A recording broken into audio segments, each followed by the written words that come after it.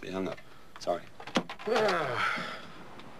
Everything in its proper place, huh? I've heard of playing catch-up before, but you're going to have a lot of reading to do if you're starting with the Journal of the AMA, July 1916. Oh, that's what year it is. Well, you've sure been in outer space a lot lately. Yeah, well, that's how I unlock all my creative juices. Yeah. Well, did you come up with anything creative to help me diagnose those kids in ICU? Spent the morning rechecking the lab reports. Nothing helpful there. All of modern medical technology at our disposal. And all we can do is plan for the wake. Yeah, well, look, I don't want to go around saying, you know, what if we did this and what if we did that when we have the wonders of hindsight to lead on, but, what I'd like to do is go back upstairs and talk to the families again, and then I'd like to do another examination.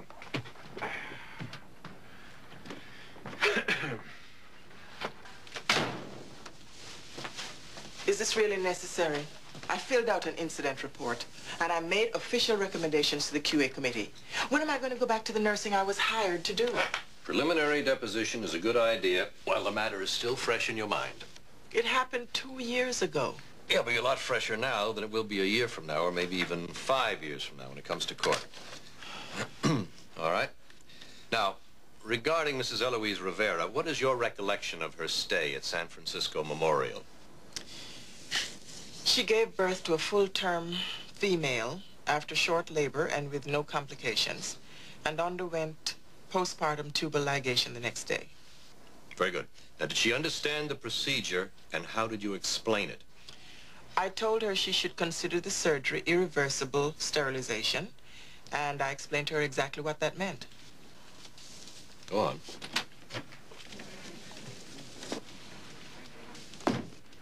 We might not have to. Come in, Mrs. Rivera. I talked. He listened. I told him it was no mistake, the operation. It was me that wanted no more children. What'd he say? What'd he do? He went away.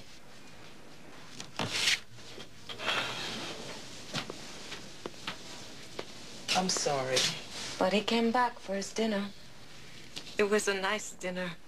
And later, when the children were asleep, it was even nicer.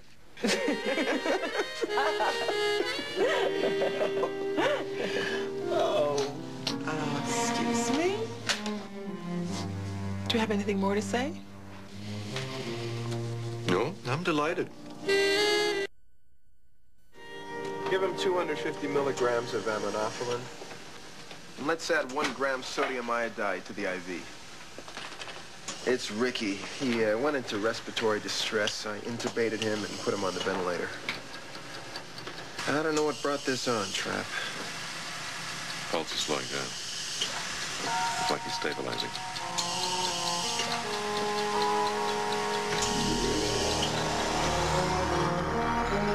This fellow has had a cough and sore throat for the last 3 days. We admitted him this morning after he collapsed at home. He's febrile, and except for his tachycardia, his vital signs are stable. As well as you all probably know, our armamentarium against respiratory illness leaves a lot to be desired. Despite the horse remedy sold on the street. But for the last 50 years, we had a bit of luck. We're now able to identify some of the elements. Streptococcus, Staphylococcus, tubercle bacillus. But it may take another 1,000 years before we can defeat these noxious elements. So for now, our job is simply to keep the patient's resistance up and let God and nature cure.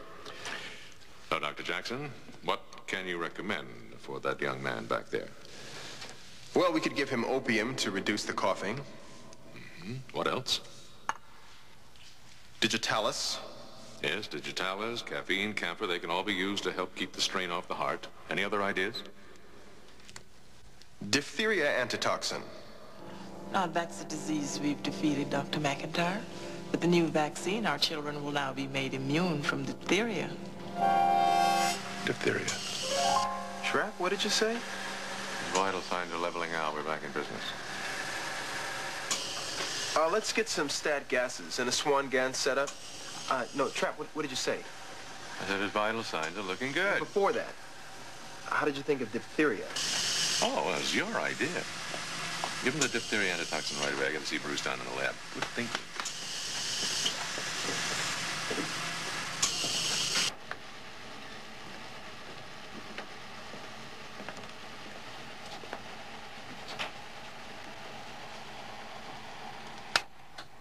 Bruce. Dr. McNair. What's up? You ever see diphtheria on a smear? Yeah, all the time. It's normal flora. No, not diphtheroid. Corynebacterium diphtheria. Oh, that diphtheria. No, never seen it. Only in textbooks. Do people still get diphtheria? Kids get immunized when they're 2 months old. Well, not all kids. Sometimes we forget that. If you're a healthy kid in a poor neighborhood, you could sneak by and never get immunized. Check for diphtheria on those 2 guys in ICU, will you? Ooh, diphtheria.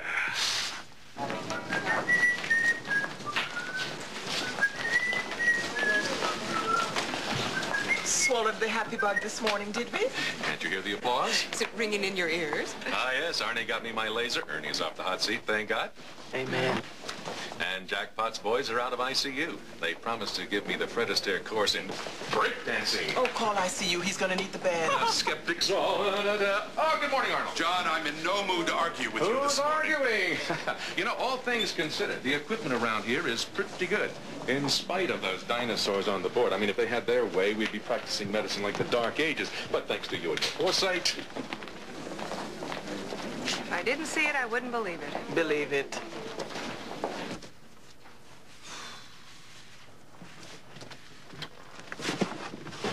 Oh, hey, where are you going with all this stuff? This old junk, I'm finally getting around to throwing it out like you asked. No, what? Are these old journals? Come on. They're classics. Can't just throw all this stuff on a garbage heap. I mean, they're antiques, man. No. Trap? No, we'll keep them. Where? Where am I supposed to put it? Hey, Doc. You need some help? I called you an hour ago. I'll tell you what, buddy. Why don't you and I take a little breather? Okay. Trap, you want me to fix that old watch that I gave you? No, it's fine.